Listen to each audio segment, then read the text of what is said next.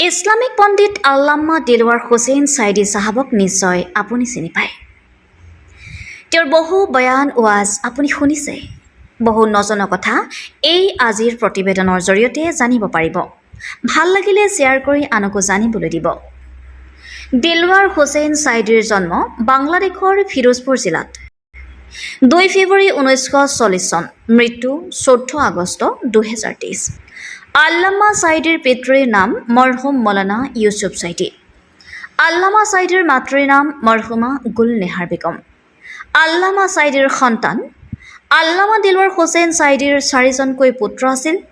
মৰহুম ৰফিক ছাইদি, স্বামীম ছাইদি, মাছুদ ছাইদি আৰু নাছিম ছাইদি। তেখেত এজন বাংলাদেশৰ ইছলামিক পণ্ডিত বক্তাৰ লগতে দক্ষ ৰাজনীতিবিদো, বাংলাদেশৰ প্ৰাক্তন সংসদ সদস্য আছিল। 1971 চনত বাংলাদেশৰ স্বাধীনতা যুদ্ধ চলাকালীন ৰাজাকাৰ বাহিনীৰ সদস্য হিচাপে পাকিস্তানী সেনাবাহিনীৰ লগত গণহত্যাৰ লুটপাট ধৰ্ষণৰ লগত মানৱতা বিৰোধী কাৰ্যত সাহায্য কৰাৰ অভিযোগত তেখেতক 2023 চনত বাংলাদেশৰ আদালতে আজীৱন কাৰাদণ্ডৰে দণ্ডিত কৰি জেললৈ প্ৰেৰণ কৰে। তেখেত বাংলাদেশৰ জামাতে ইছলামিক সংগঠনৰ আমিৰ আছিল।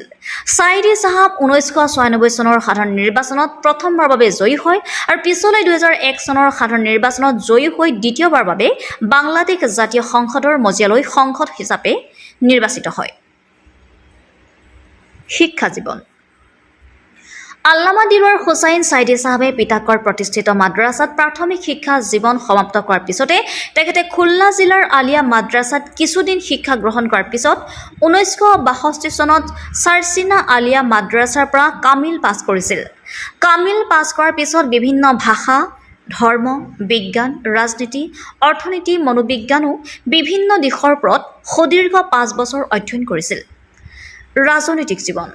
1979 চনত সাধাৰণ সমৰ্থক হিচাপে আল্লামা দিলৱাৰ হুছেইন ছাইদি বাংলাদেশ জামায়াত ই ইছলামী দলত যোগদান কৰিছিল আৰু 1989 চনত বাংলাদেশ জামায়াত ই ইছলামীৰ মজলিছৰ সদস্য হিচাপে নিৰ্বাচিত হৈছিল।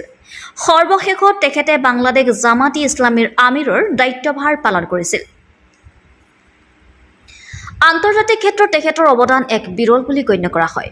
1976 চনৰ ছৌদি আৰৱ চৰকাৰৰ আমন্ত্ৰিত অতিথি হিচাপে আল্লামা দিলৱাৰ হুছেইন ছাইদি চাহাবে হজ পালন কৰি গৈছিল।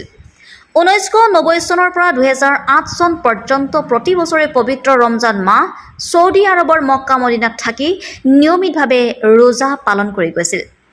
1982 চনত ইমাম ছৈয়দ আলী হুছেইনী খমিনীৰ আমন্ত্ৰণক্ৰমে ইৰাণৰ প্ৰথম বিপ্লৱ বাৰ্ষিকী উদযাপন উপলক্ষে আল্লামা দিলৱাৰ হুছেইন ছাইদি তেহৰান যাত্ৰা কৰিছিল। 1991 চনত ছৌদি আৰৱ চৰকাৰৰ আমন্ত্ৰণমৰ্মে কুৱেইট ইৰাক যুদ্ধৰ মীমাংসাৰ বৈঠকত তেখেতে প্ৰতিনিধি হিচাপে যোগদান কৰিছিল। 1991 চনত ইছলামী চাৰ্কেল অফ নৰ্থ আমেৰিকাৰ তৰফৰ পৰা আল্লামা খেতাবে সন্মানিত কৰা হৈছিল। 1993 চনত নিউয়ৰ্কৰ জাতীয় সংঘৰ সন্মুখত আমেৰিকান মুছলিম দ্য পেৰেড সন্মিলনত মৌলানা দিলৱাৰ হুছেইন ছাইদিক গ্ৰেণ্ড মাৰ্শ্বেল পদ দিয়া হৈছিল। ডুবাই চৰকাৰৰ আমন্ত্ৰণক্ৰমে 2000 চনৰ 8 ডিচেম্বৰত আৰৱ আমিৰাত 50,000তকৈও অধিক শ্ৰোতাৰ সন্মুখত তেখেতে পবিত্ৰ কোৰাণৰ তাফছিৰ ট্ৰেন্সলেট দাঙি ধৰিছিল।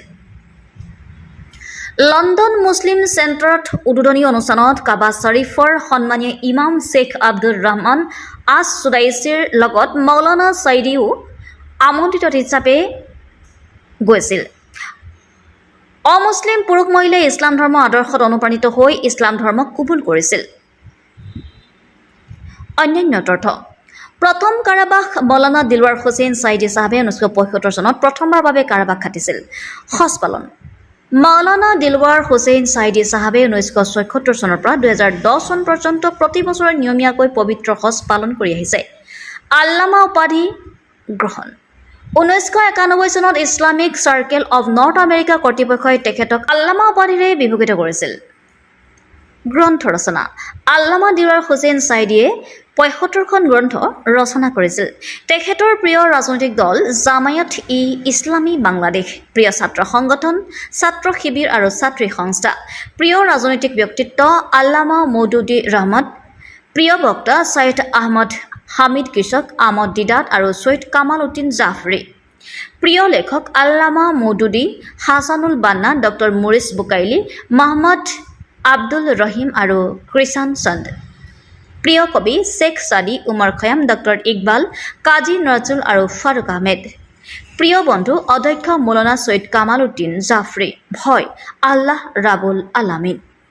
ঘৃণা দাম্ভিকতা, কৃতজ্ঞতা, সময়, অসচেতনতা আৰু গিবত।